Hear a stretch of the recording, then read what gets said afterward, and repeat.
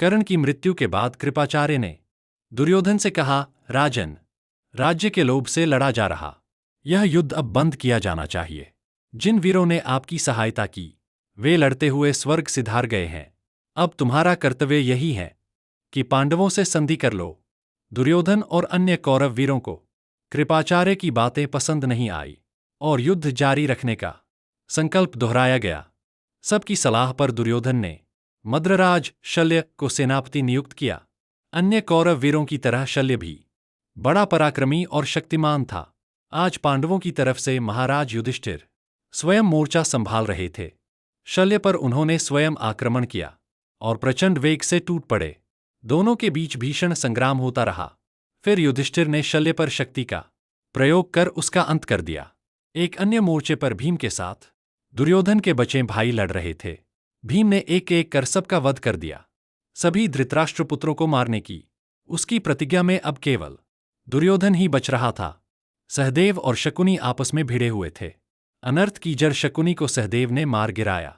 इस प्रकार कौरव सेना के सारे वीर कुरुक्षेत्र की भूमि पर सदा के लिए सो गए। अकेला दुर्योधन जीवित बचा था। अब उसके पास न तो सेना थी न रथ। घायल और थका हुआ दुर्योधन पास ही के तालाब में जल चिकित्सा के लिए घुसकर बैठ गया। उधर दूसरे दिन जब युद्ध भूमि में दुर्योधन दिखाई नहीं दिया तो युधिष्ठिर और उनके भाई उसे खोजते हुए उसी जलाशय पर जा पहुंचे जहां वह छिपा बैठा था। श्रीकृष्ण भी उनके साथ थे। सबको पता चल गया था कि दुर्योधन जलाशय में छुपा हुआ है। युधिष्ठिर ने उसे ललकारा, दुर्योधन, अपने कुटुंब और वंश का नाश करने के बाद अब पानी में छिपकर प्राण बचाना चाहते हो? तुम्हारे दर्प और आत्माभिमान का क्या हुआ? बाहर निकलो और क्षत्रियोचित ढंग से युद्ध करो। यह सुन दुर्योधन ने व्यथित होकर कहा, मैं प्राणों के डर से यहां नहीं छिपा। शरीर की थकान मिटाने के लिए ठंडे जल में विश्राम कर रहा हूं। मेरे सभी संगी साथी और बंधु बांधव मारे जा चुके हैं। अब मैं बिल्कुल अकेला हूं। राज्य सुख का मुझे लोभ नहीं रहा। यह सारा राज्य अब तुम्हारा ही है। निश्चिंत होकर तुम ही इसका उपभोग करो। युधिष्ठिर ने उसको उसकी करतूतें याद दिलाईं और कहा, तुमने हमें जो हानियां पहुंचाई और द्रौपदी का अपमान किया वह सब पुकार पुकार कर तुम्हारे प्राणों की बलि मांग रहे हैं। अब तुम बच नहीं पाओगे। युधिष्ठिर की बातें सुनकर दुर्योधन जल में उठ खड़ा हुआ और कहा, मैं थका हुआ और घायल हूं। कवच भी मेरे पास नहीं है, इसलिए तुम एक एक कर निपट लो। युधिष्ठिर ने कहा, यदि अकेले पर कईयों का हमला करना धर्म नहीं तो बालक अभिमन्यु कैसे मारा गया था? तुम्हारी ही तो अनुमति पाकर उस एक बालक को 7-7 महारथियों ने मिलकर धर्म के विरुद्ध लड़कर मारा था न? तब धर्म का ख्याल नहीं रखा। इस कारण अब बकवास बंद करो और जलाशय से निकल आओ।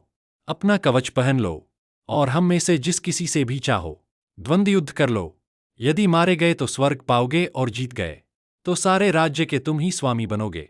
यह सुन दुर्योधन जलाशय से बाहर निकल आया और उसने भीम से गदायुद्ध करने की इच्छा प्रकट की।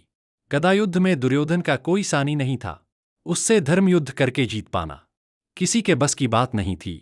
दुर्योधन और भीम आपस में लड़ रहे थे कि श्री कृष्ण ने अर्जुन को इशारा किया, यदि भीम दुर्योधन की जांघ पर गदा मारेगा तो जीत जाएगा। भीम ने इशारे को समझ दुर्योधन की जांघ पर प्रहार किया। प्रहार करना था कि दुर्योधन पृथ्वी पर कटे पेड़ की तरह गिर पड़ा। भीम का पुराना वैर जाग उठा। उसने उन्मत्त अवस्था में आहत पड़े दुर्योधन के माथे पर एक जोर की लात जमाई। कृष्ण को भीम का यह काम पसंद नहीं आया। उन्होंने कहा, दुर्योधन एक राजा है और हमारे ही कुल का है। उसके माथे पर लात मारना उचित नहीं है। मरणासन दुर्योधन को श्री कृष्ण की यह सहानुभूति पसंद नहीं आई। उसने कृष्ण पर आरोप लगाते हुए कहा, कौरव पक्ष के सारे यशस्वी महारथी उसके कुचक्र के कारण ही मारे गए हैं। वह स्वयं भी मरने वाला है।